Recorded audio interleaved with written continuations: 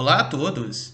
Neste vídeo vem falar de Seven, os 7 crimes capitais. Este que é um clássico renomado do cinema. Eu sei, ainda não é a parte 2 de Constantine, mas prometo que ela estará no ar ainda essa semana. Aliás, muito obrigado pelas mais de 80 mil visualizações na primeira parte. Então, se gosta desse conteúdo, peço que deixe o seu gostei no vídeo, e caso ainda não seja inscrito, peço humildemente que se inscreva no canal para dar aquela força. Aos novos inscritos, sejam mais do que bem-vindos ao canal. Antes de começar, quero fazer aquelas considerações iniciais sobre o vídeo. As que vou deixar de lado as informações de bastidores e de que vou me ater somente às explicações da narrativa contada no filme, beleza? Agora sim, bora lá para o vídeo.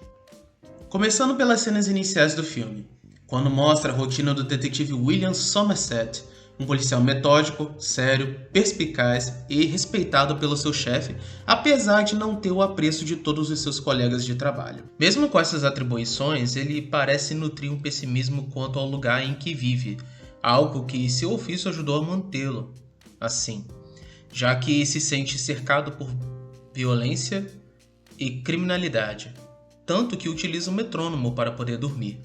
O metrônomo é regular, rítmico, previsível e produz uma sonoridade cadenciada, exatamente o oposto do que a cidade em que o detetive habita, pois é repleta de ruídos, como os latidos dos cachorros, me identifico bastante nisso, inclusive, pessoas gritando e brigando, e as buzinas dos carros. Não obstante, o seu tempo na corporação também está chegando ao fim, já que Somerset está a apenas 7 dias de sua aposentadoria. Na sua última semana como policial, ele conhece um outro detetive, este que é um jovem policial, impetuoso, otimista, impulsivo e que tem uma síndrome de herói, chamado David Mills. Ele é um novato na cidade e havia insistido para ser transferido de uma cidade do interior para esta, carregada de estresse, violência, nebulosa e tumultuada. Em poucos minutos fica nítida a diferença de cosmovisão dos dois, algo que se intensifica no desenrolar do filme. Em 7 minutos de filme, Mills é informado sobre o primeiro caso. Antes dele sair de casa, ele dá um beijo em sua esposa na cama e diz que o Sérpico precisa ir agora. É uma referência clara a Francesco Vincent Sérpico, um policial idealista que ganhou notoriedade por ter sido o primeiro a testemunhar contra a corrupção do Departamento de Polícia de Nova York nos anos 70. Em 73, foi lançado o filme Sérpico, protagonizado por ninguém menos que o mestre Al Pacino. Mills ter dito isso reforça o tom otimista que ele possui. Chegando no local do crime, Somerset e Mills se deparam com a desagradável cena onde um homem obeso foi amarrado e obrigado a comer até a morte. Após o ocorrido, o segundo caso acontece, onde um famoso advogado de defesa da cidade foi assassinado e no local do crime há a palavra ganância escrita no piso do escritório do advogado. Somerset, até este momento, não havia manifestado o interesse do caso. Então, como era Mills quem estava comandando a investigação dos assassinatos, Somerset não havia se envolvido ainda. Mas, mesmo assim, decidiu retornar à cena do primeiro crime e lá descobriu que atrás da geladeira havia escrito com óleo a palavra pula, e embaixo havia um bilhete com a seguinte frase: "É longo e difícil o caminho que do inferno leva à luz." Em seguida, o leva ao departamento de polícia e apresenta ao capitão e a Mills e diz que a frase é de Milton, no poema Paraíso Perdido. Depois, apresenta as fotos dos 2 primeiros e diz que há 7 pecados capitais e os diz na seguinte ordem: gula, ganância, preguiça, ira, orgulho, luxúria e inveja. Finaliza dizendo ao capitão que poderia esperar mais 5 crimes e reafirma a falta de interesse no caso. Somerset, mesmo não querendo se envolver, seu instinto fala mais alto. E então decide ir à biblioteca e lá ele lê os seguintes livros: Os Contos da Cantuária, de Geoffrey Chaucer, A Divina Comédia, de Dante Alighieri e o Dicionário do Catolicismo. É aqui que acredito que esteja o ponto-chave para situar a narrativa do filme. É nela que vou me basear para explicar o restante do filme e ainda incluir a referência do poema Paraíso Perdido junto com as outras literaturas. Então, bora lá!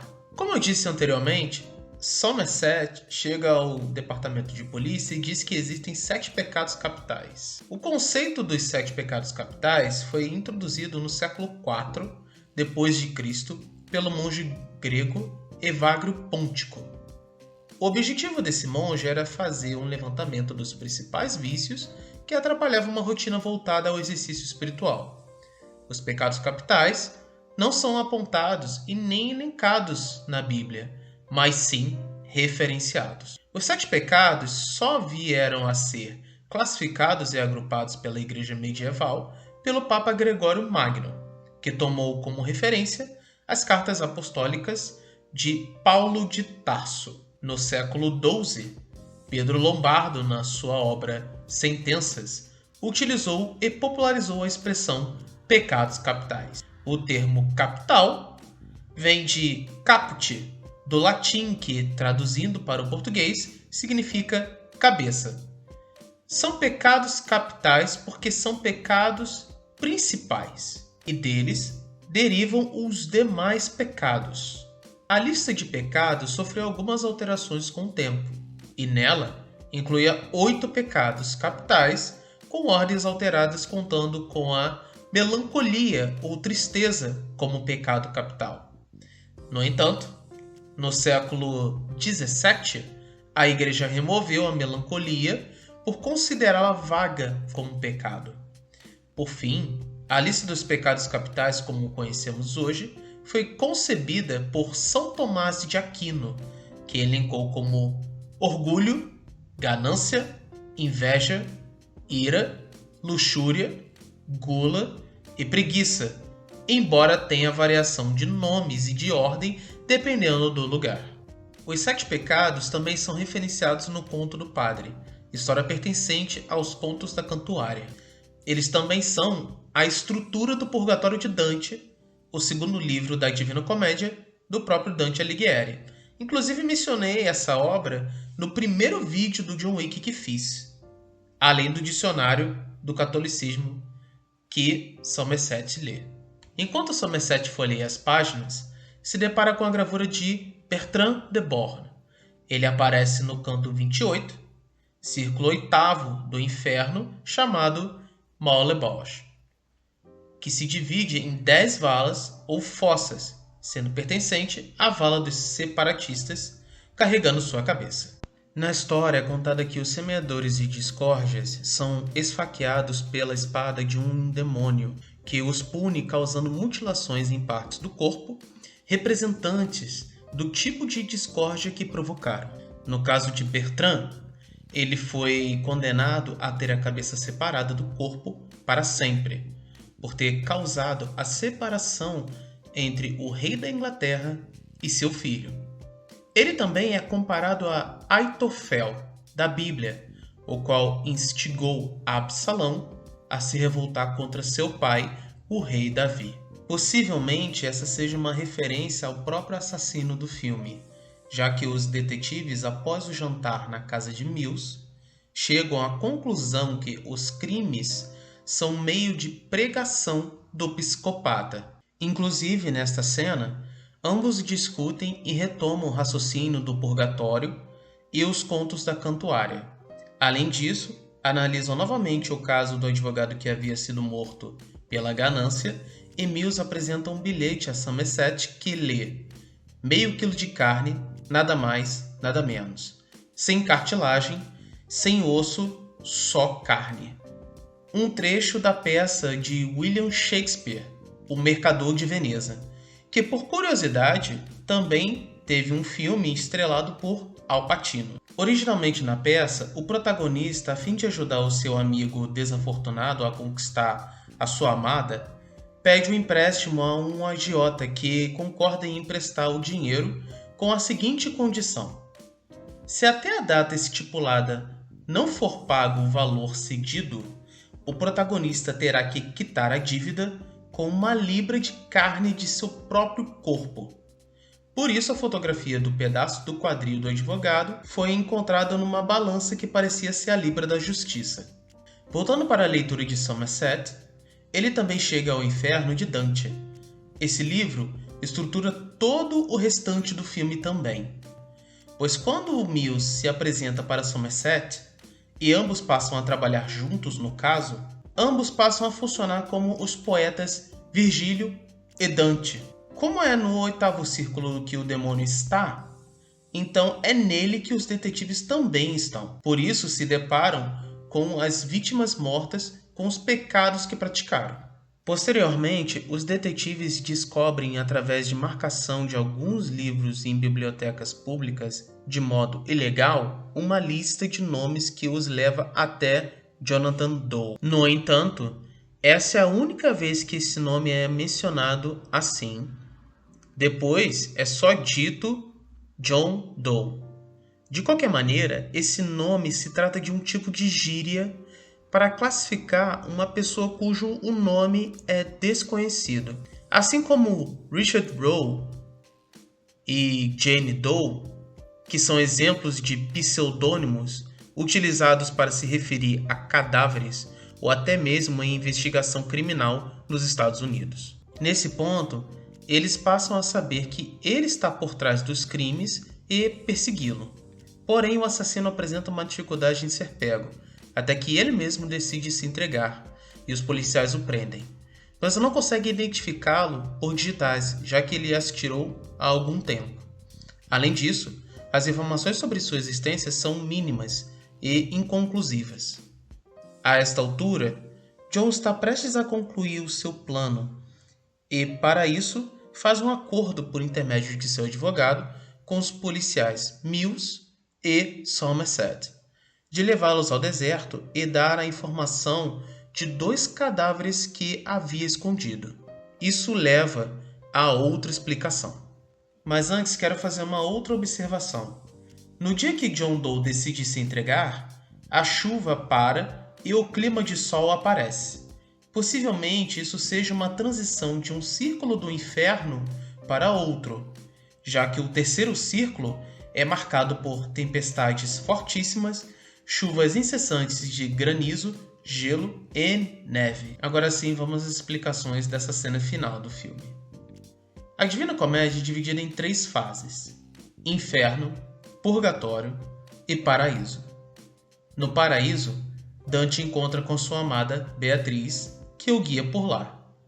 No filme, Mills representa Dante e sua esposa Tracy representa Beatriz. Voltando ao bilhete que Somerset apresentou no departamento de polícia, que continha o trecho de Paraíso Perdido, essa é uma referência a Mills e Tracy funcionarem como Adão e Eva, já que na cidade para a qual eles se mudaram é um lugar ruim, sombrio, o qual Tracy chega a admitir detestar. Como eu havia dito antes, Mills funciona como Dante, mas diferente dele, seu caminho pareceu o inverso, semelhante até mesmo ao próprio autor Dante Alighieri. O fim de Dante, na obra literária, é no paraíso, mas o de Mills é no inferno.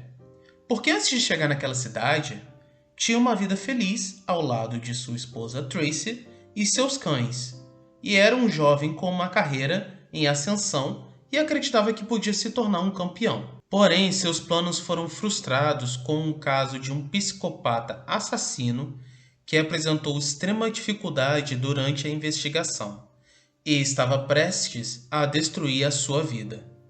No fim do filme, Doe conduz Somerset e Mills até o deserto para completar o seu plano, já que havia apenas 2 pecados restantes. Toda esta cena final carrega alguns simbolismos, além de uma revelação lamentável. Então, vamos a eles. Antes eu havia dito que os Somerset e Mills estavam no 8º círculo do inferno, mas ao chegarem no deserto, eles estavam no 7º círculo do inferno, que se divide em 3 vales. O primeiro, Vale do Flegetonte, o segundo, Vale da Floresta dos Suicidas e o terceiro, Vale do Deserto Abominável. O Vale do Deserto Abominável é descrito como um lugar onde estão aqueles que praticaram violência contra Deus, ou seja, os blasfemos. Estes são condenados a permanecer em um deserto de areia quente, onde chovem chamas de fogo. Todos os crimes que John Doe cometeu foram mediante violência e grave ameaça. Depois do pacote que ele encomendou ter chegado, volta a referência de Paraíso Perdido. No momento em que Somerset abre a caixa, se espanta com o conteúdo, pois é a cabeça de Tracy. John Doe, em seguida, começa a convencer Mills a matá-lo. Por isso diz que foi à casa dele e tentou, entre aspas, viver a vida dele. E disse que por não ter dado certo, pegou um souvenir, a cabeça dela. A alusão que é feita em relação ao poema é de que John Doe representa a serpente. Tracy, como eu havia colocado antes, representa Eva. No trecho do poema em que a serpente convence Eva a comer do fruto proibido, ela estava sozinha e a serpente usa a mente dela para convencê-la a comer o fruto proibido. O mesmo princípio se aplica a Mills, que quando toma conhecimento da morte de sua esposa, fica profundamente abalado e em choque com a notícia. E até aquele momento do filme, ele era um homem de convicções otimistas e esperançosas na humanidade e na instituição que pertencia. Mas depois daquele momento, tudo isso se perdeu. Seu mundo foi destruído. Está desmoronando, juntamente com todos os princípios que antes guardava. Retomando a ideia de que Mills também representa Adão, o conhecimento adquirido por ele, através de Eva, era indesejado. Mas depois que provou do fruto, tudo mudou. A serpente conseguiu prejudicar de uma vez só Adão e Eva. Exatamente o que John Doe fez. Mas não para por aí. Além de ter dito que matou a esposa de Mills, John diz que invejava Somerset e Mills. Mais especificamente, Mills, pois queria poder ter a visão de mundo que ambos têm. Queria ter uma vida normal e equilibrada. Ele diz que a inveja é o seu pecado e depois incita Mills a ser a vingança e finaliza dizendo para ser a ira. Os últimos pecados da lista. Ele ser a inveja reforça a sua representação. Ele também é Lúcifer, exatamente como retratado no Paraíso Perdido e na Bíblia. Lúcifer se rebelou contra Deus e foi motivado pela inveja. Inclusive, há 2 passagens bíblicas que evidenciam este fato, sendo Isaías 14, no verso 12 ao 14, e repetido mais detalhadamente em Ezequiel 28, nos versículos 14 a 19. Voltando à representação de Dante, Mills agora se encontra no inferno, juntamente com Somerset, que é Virgílio. John Doe é executado por Mills e sua carreira é destruída e seu pecado de ira foi manifestado. E assim, a história de Mills se encerra da pior maneira possível. Para encerrar, quero dar mais algumas explicações sobre a representação de John Doe e Somerset. Com tudo o que eu disse antes, evidencia-se que John Doe é o diabo personificado, tendo em vista que John Doe não é seu nome verdadeiro, nada sobre seu passado é revelado, ele acredita que é Deus e carrega o sentimento de inveja. Inclusive, no caminho até o deserto, ele diz a seguinte frase: "Não tenho pena daquelas pessoas. Não choro por elas mais do que faço pelos milhares que morreram em Sodoma e Gomorra." A areia quente e a chuva de brasas no sétimo círculo são um reflexo do destino de Sodoma e Gomorra. Além disso, em todo o filme dá ênfase nos 7 dias da semana, pois Deus criou o mundo e os seres vivos em 7 dias. Foi o tempo exato que John Doe levou para destruir o mundo de David Mills. Sobre Somerset, como eu havia dito antes, ele representa Virgílio. Isso se confirma durante o filme e principalmente no final. No filme vemos os 7 pecados capitais sendo evidenciados e punidos. Porém, para os 7 pecados capitais existem 7 virtudes cardinais. Exatamente o que Somerset menciona na cena após o jantar. E ele inclusive incorpora tais virtudes, e são elas a castidade, caridade, temperança, diligência, paciência, bondade e humildade. Virgílio, na Divina Comédia, é um personagem guardião dessas virtudes. Assim como no início do Inferno de Dante, ele escolhe Virgílio para guiá-lo até o paraíso, pois Virgílio já está lá há algum tempo. Porém, no fim da caminhada, Dante precisa atravessar para o paraíso. Virgílio não pode mais guiá-lo porque não foi permitida a entrada dele no paraíso, mesmo guardando as virtudes. Ele era pagão e por isso foi destinado a continuar no submundo. Somerset estava prestes a se aposentar, mas depois de todo o ocorrido, diz que vai ficar por perto, ou seja, permanecerá na cidade e no seu trabalho. Também finaliza repetindo a frase de Ernest Hemingway: "O mundo é um lugar bom, pelo qual vale a pena lutar."